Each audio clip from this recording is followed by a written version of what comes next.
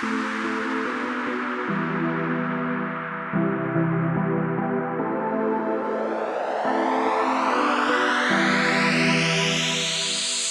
morning, peeps. Welcome to another vlog. So today we have a few service calls that we're gonna head out to. I'm not really sure what we have in stock, to be honest, because sometimes customers tell you what they think the issue is, but sometimes you get there and you realize that it's not exactly what the customer was talking about. It was something else, but the first place that they saw some sort of issue was in that area that they sort of described. So that's one of the difficulties in regards to going to a job site. You have to filter as a plumber what the customer is telling you and then what the actual thing is happening. Sometimes they coincide and they're the exact same thing. A lot of times you have to actually do your own investigation before coming to a conclusion. Sometimes you could be totally off because you went with what the customer initially thought. There have been a number of times where I was thrown in the wrong direction by the customer solely because they don't investigate leaks on a day-to-day basis. And then when I went through my own investigation just to eventually realize, oh, actually we have an entirely different issue altogether. They might think the P-trap's leaking. It might actually be the PO plug above, but they only saw dripping from underneath the P-trap, if you know what I'm saying. So that's just a couple of examples. So keep that in mind. Whenever you get the customer's information, you have to then verify whether it's correct or whether it actually might be something else causing the issue altogether. That's just my 2 cents on it. So peeps, let's get to work. Let's have some fun. Oh, and by the way, peeps,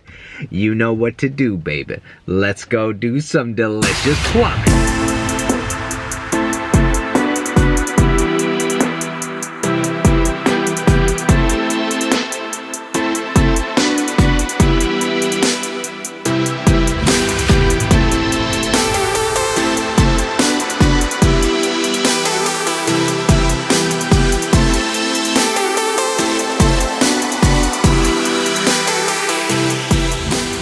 So peeps, this is an example of the customer not knowing exactly what was leaking, but just noticed water inside their cabinet. What I was showing you at the beginning of this was a hairline fracture that was on the P-trap. These are on the rare side for us to find, and as you can see, the drain doesn't look too old overall. The question I have, and many of you might be wondering, is how did the hairline fracture form at all? I can only speculate, but my feelings are that this pipe may have had this tiny fracture for a long time. Over the past couple of years, the wall thickness may have deteriorated to the point of the water making its way through. I did ask the customer if she used Drano or any chemical unclogger, and she did say yes. Now there's a big debate if Drano actually corrodes metal pipes. Companies like Drano will say no, but the internet has many stories of chemicals hurting drains and hurting people as well. So it also could be possible that the chemical helped in this situation to thin the wall thickness of the P-trap. The only concern I have is, if the chemical did assist in thinning out the P-trap, what did it do to the rest of the pipes that it met on its way to the sewer? Fingers crossed that nothing too serious took place.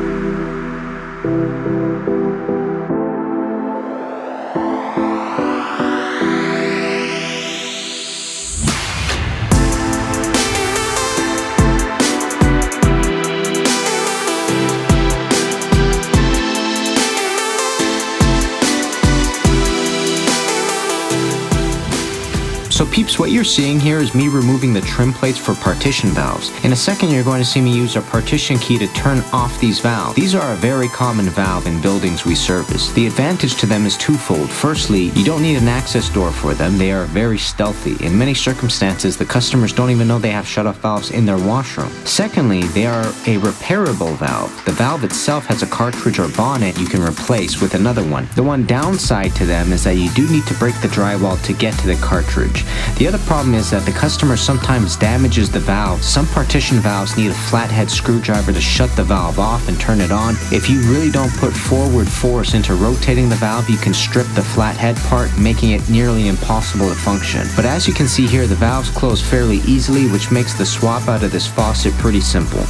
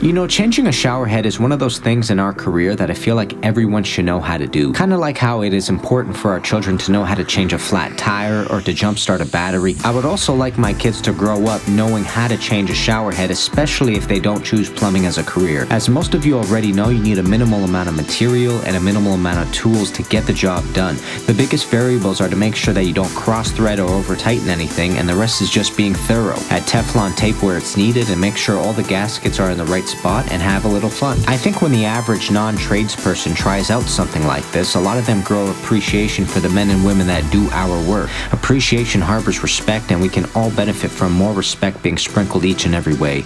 That's a world I think we all want to be a part of. Peeps, thank you for watching this video. Please do me a favor, hit that subscribe button down below if you haven't already, and that bell notification so you know exactly when we're getting videos. We're doing our best to get to 10,000 subscribers this year in 2021. It would be amazing if you could help us out in this endeavor. Smash that thumbs up button, share with friends, and I'll see you plumbers very soon. Kenny Molotov, guys. Peace, baby.